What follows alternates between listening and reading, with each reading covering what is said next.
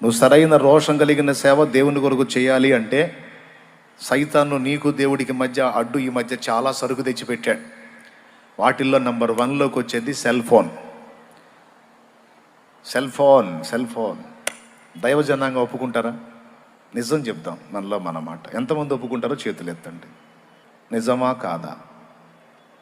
అయిపోతుంది కదా టైం భయంకరంగా. మనకు ముందు తరాల వాళ్ళకి ఈ దరిద్రం లేదు, అందుకే అద్భుతంగా మండారు, అనేకుల్ని మండించారు. ఈరోజు ఇది వచ్చింది. అదేంటంటే దీనిలో ప్లస్ కూడా ఉందిగా బ్రదరు, మీరు ప్లస్ చూడరైంది. ఏం ప్లస్ బాబు? ప్లస్ చూపించి మైనస్లు ఎక్కువ వస్తున్నాయి. అసలు అన్నిటికంటే పెద్ద మైనస్ ఏంటంటే లేదు బ్రదరు, దేవుని సంగతులు చాలా ఉంటాయి మనకి, అది చూడొచ్చు అంటే.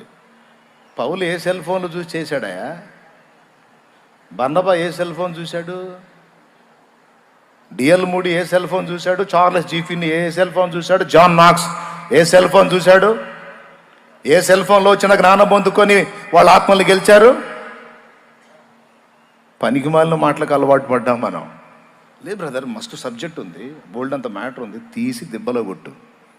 నీ చేతిలో బైబుల్ ఉంది, నువ్వు మనసు కలిగి దేవుని పాదాల చెంతకు ఏకాంతంగా పోతే దేవుని సన్నిధి దిగొచ్చింది.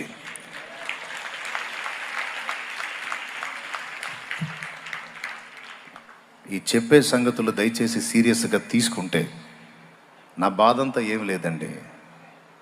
మత ఉన్మాదం పెరిగిపోయి సువార్త విస్తరణ కొరకు ఆటంకాలు ఏర్పడుతున్నాయి.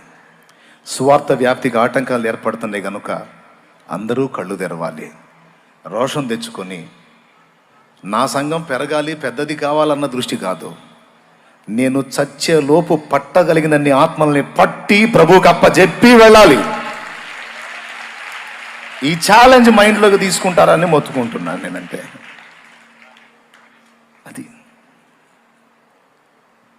దేవుడు మనకు సహాయం చేయను గాక.